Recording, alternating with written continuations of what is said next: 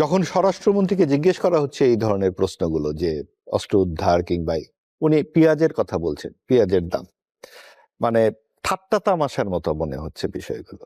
উনি ইনকিলাব মঞ্চকে নামটা কেউ ভুল বলছেন, আবার হাদিকে নাম ফয়সাল বলে বলছেন, অর্থাৎ ওনার মধ্যে নাই আসলে যে হাদি কে। আমাদের গ্রামে একটা প্রবাদ আছে যে ঘরে যখন আগুন লাগে কারো ঘরে, আশেপাশের লোকজন যার যার আলুটা নিয়ে আসে পুড়িয়ে খাবে বলে।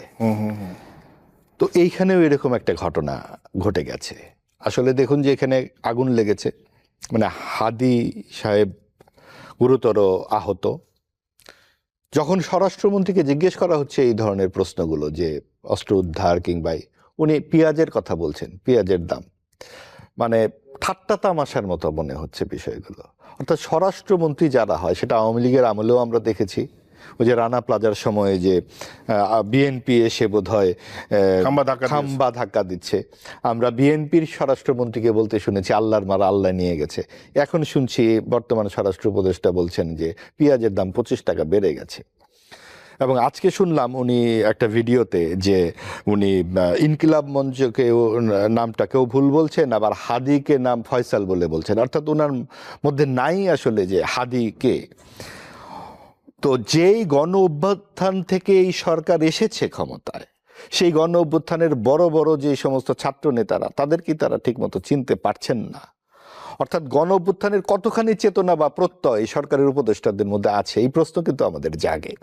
যিনি স্বরাষ্ট্র মন্ত্রণালয়ের দায়িত্বে, তিনি যখন এই হাদির মতো একজন প্রাণবান তরুণের নামটি ঠিকমতো বলতে পারেন না, তখন আমাদের বিস্ময় জাগে। এবং এই বিস্ময় আমরা দেখি যে সরকারের দুর্বলতা, সরকারের অক্ষমতা, সরকারের অযোগ্যতা আমাদেরকে ক্ষুব্ধ করে। নানান রকম প্রশ্ন সামনে আসে যে এই যে আপনি ধরেন রাউজানে যে এরকমভাবে খুন হয়েছে, চিটাগাংয়ের আপনার মনে আছে যে ঘটনাগুলো, একের পর এক খুন, খুলনাতে ঘটনা ঘটেছে, দেশের নানা প্রান্তে যখন খুনগুলো হচ্ছে রাজনৈতিক হত্যাকাণ্ড, সরকার কিন্তু নির্বিকার অথবা নিষ্ক্রিয়। তারই ধারাবাহিকতায় আজকে একদম প্রকাশ্য দিবালোকে বেলা 2টার সময় রিক্সা দিয়ে যাচ্ছে, এখানে এসে একেবারে মগজ বরাবর গুলি ছুড়ে দিয়ে এলো। তো এটা যখন নির্বাচন ঘনিয়ে আসছে, তখন এই ধরনের আক্রমণ এবং তার পরবর্তীতে সরকারের ভাষ্য অবশ্যই আতঙ্কিত হবার মতো, শঙ্কিত হবার মতো, যে আরো কেন ম্যাচিউরড কথাবার্তা হবে না, কেন আরো কেন মানে সক্রিয় হবে না সরকার। এটা হলো 1 নাম্বার।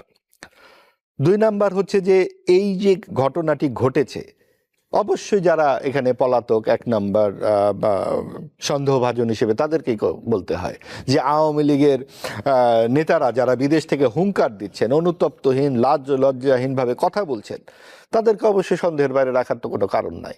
কিন্তু এটা আবার এরকম না হয় যে আওয়ামী লীগের সময় কোনো ঘটনা ঘটলেই বিএনপি জামাতের উপরে দোষ দেওয়া হতো, কোনো রকম তদন্ত না করেই। এখনো এরকম যাতে না ঘটে, অর্থাৎ আমরা জানতে চাই এবং এটা আর যেন পুনরাবৃত্তি না ঘটে। আপনার সময় ঘনিয়ে আসছে, দেশ পুরোপুরি নির্বাচনের জন্য প্রস্তুত। এখন সরকারের যেই দুর্বলতাগুলো আছে সেইগুলো যেন আরো বেশি স্পষ্ট না হয়। অনেক ধন্যবাদ।